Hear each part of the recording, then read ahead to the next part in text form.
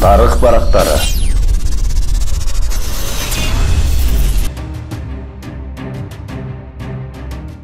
Балыкчы шаарынын тарыхыяты Куу Токой деп аталган. Анткени ал токойлуу жер болгон. Ар кайсы аймактан малды Куу Токойго айдап келип сатып жүрүшкөндүктөн бул жер көп малдуу кыштагы деп дагы аталып калган.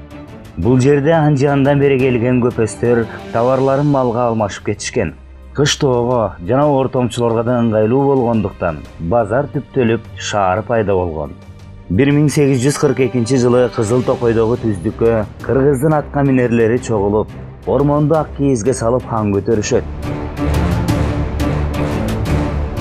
Кийинчерээк казак ханы Кенесары Чүйгө бастырып келгенде, Ормон хан азыркы Балыкчы шаарына кыргыз аскерлерин чогултуп, анан Чүйгө кирип келип, Кенесарынын аскерин талкалап башын алган. 1876 жылы Бачин деген орус тактай тилүү завод ачып, Кызылсаздагы кыргыздын чатырына келип жашап калат. Көлдөгү балыктын көптүгүн көрүп, кепе салып, балык кармоочу жайга айлантат. Ошондо рыбак Бачин деп орустар, балыкчы Бачин деп кыргыздар атай башташат.